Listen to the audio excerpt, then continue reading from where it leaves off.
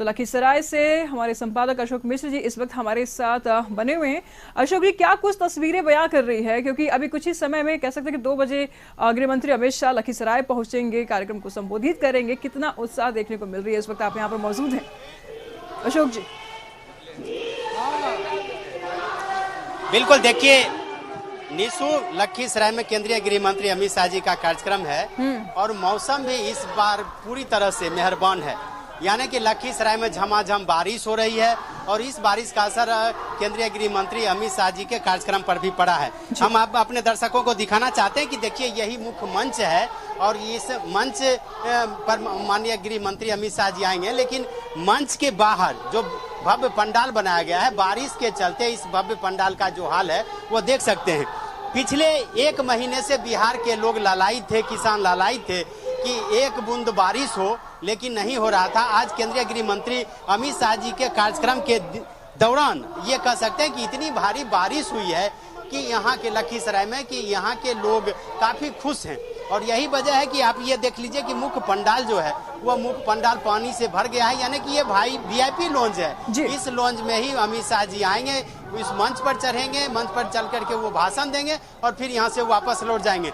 तो यहाँ मूसलाधार बारिश हुई है, लेकिन इस बारिश के बावजूद भी कार्यक्रम पर कोई खास असर देखने को नहीं मिल रहा है। जो जनता है, बीजेपी के समर्थक हैं, भारी संख्या में लोग यहाँ पे मौजूद हैं, लेकिन सबसे बड़ी बात है कि बारिश ने बाधा जरूर पहुंचाई है। यानी कि बारिश के कारण लोगों को आने जाने और मुख्य मंच तक पहुंचने में थोड़ी कठिनाई का सामना करना पड़ रहा है। नेताओं के भी आने में कठिनाई हो रही है, लेकिन इन सब के बावजूद भी कह सकते हैं कि कार्यक्रम अपने नियत समय पर है। कुछ देर के बाद माननीय गृह मंत्री पटना पहुंचेंगे, यहाँ अशोक धाम में पूजा करेंगे, उसके बाद ये मुख्य मंच के समीप आएंगे और उसके बाद यहाँ पे 3 से 4 के बीच में केंद्रीय गृह मंत्री का यहाँ पे कार्यक्रम है, वो भाषण देंगे और उसके बाद फिर यहाँ से वापस लौटेंगे। लेकिन उसके पहले लखीसराय के जो कार्यकर्ता है, मुंगेर प्रमंडल के जो बीजेपी के कार्यकर्ता हैं, वरिष्ठ कार्यकर्ताओं के साथ एक बैठक भी करेंगे और आगामी 2024 के जो लोकसभा चुनाव का ट्रिप्स है वो भी अमित शाह देंगे। मौसम ने तो काफी बेवफाई की है, काफी बारिश हुई जी, बहुत प्रॉब्लम हो रहा है, फिर भी खुशी है, जनता में बहुत खुशी है जी, बहुत खुशी। कार्यक्रम पर कोई असर जी, कोई असर नहीं पड़ रहा है जी, नहीं, लोग खुश हैं, एकदम बहुत खुश है। बारिश की भी जरूरत थी जी, जरूरत थी, का इंतजार लोग कर रहे हैं जी, बहुत सौभाग्य की बात है। मानसून का इंतजार कर रहे थे तो वो तो पूरा हो गया। अब आप लोग अमित शाह जी का इंतजार जी, बहुत सौभाग्य की बात थी कि आने से पहले पानी का अति हो चुका है। क्या असर पड़ेगा अमित शाह जी की इस कार्यक्रम पर? सबसे पहले तो मैं बता दूं, ये बारिश नहीं, ये अमित शाह जी के स्वागत ईश्वर के द्वारा भी किया गया और इस बारिश के इंतजार में लखीसराय वासी तो थे ही। बहुत गर्मी थी बिहार में, इस गर्मी से निश्चित रूप से राहत मिलेगी, किसानों को फसल में सुविधा मिलेगी और इस बारिश से कोई हमारे कार्यक्रम में कोई असर नहीं पड़ेगा।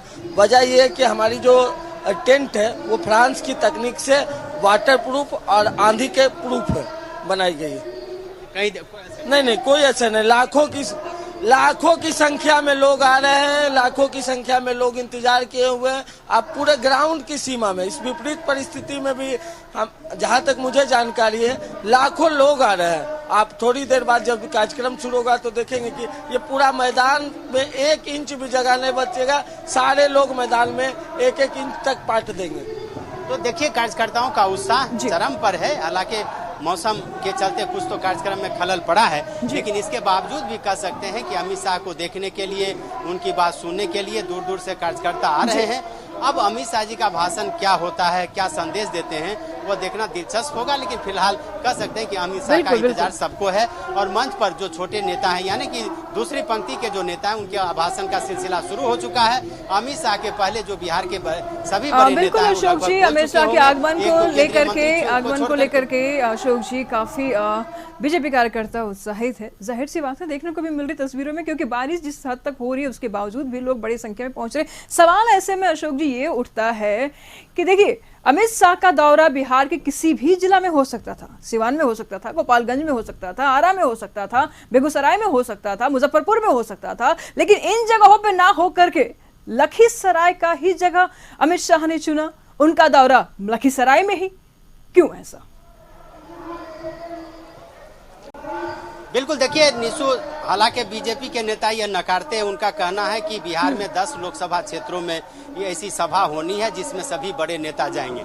अमित शाह का कार्यक्रम मुंगेर में तय था पहले से, लेकिन हकीकत यह है कि जिस तरह से विपक्षी दल के नेताओं की बिहार में बैठक हुई है पिछले 23 जून को, और उसके बाद विपक्षी दल के नेता और खास करके ललन सिंह जैसे नेताओं ने लगातार बयानबाजी करके यह कहा है कि इस बार बीजेपी को किसी भी कीमत पर सत्ता में जाने से रोकेंगे और इस बार बीजेपी को बिहार में भी मत देंगे।